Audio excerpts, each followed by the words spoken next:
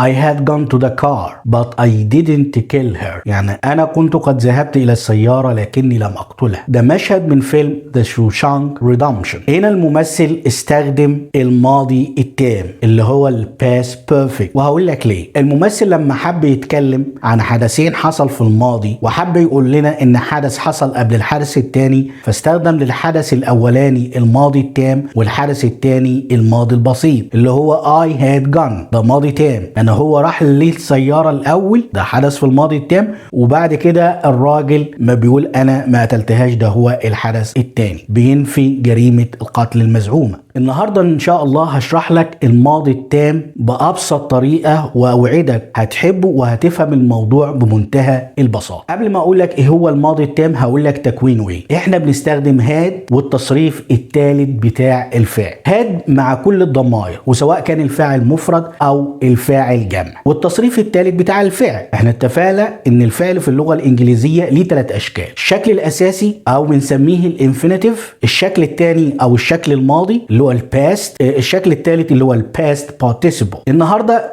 احنا بنستخدم الشكل الثالث او الصوره الثالثه للفيرب. يبقى تكوين الماضي التام فاعل بلس had بلس الباست بارتيسيبل، زي I had gone to the car، انا كنت قد ذهبت الى السياره. I had played football، انا كنت قد لعبت كره. I had watched a movie، انا كنت قد تفرجت على فيلم، وهكذا. طيب تكوينه سهل، had بلس التصريف الثالث للفعل. طب بنستخدمه في ايه؟ اول حاجه استخدام الزمن ده عشان نتكلم فيه عن حدث تم قبل نقطه معينه في الماضي، زي مثلا المشهد بتاع فيلم فايت كلاب. by the time I hadn't slept for 5 days، يعني قبل هذا الوقت انا ما كنتش نمت لمده 5 ايام. By 2009 I had already bought a car، يعني قبل 2009 أنا كنت قد اشتريت سيارة. By last week I had already finished my task، يعني قبل الأسبوع الماضي أنا كنت بالفعل أنهيت المهمة بتاعتي. أو بنستخدمه عشان ترتيب الأحداث. حدثين حصلوا في الماضي، الحدث القديم بنستخدم فيه الماضي التام، والحدث اللي حصل بعد كده بنستخدم فيه الماضي البسيط، وغالبا بيجي مع before و after. زي المشهد بتاع فيلم هاري بوتر لما الراجل بيقول لك ايه I had already seen him، انا كنت قد رأيته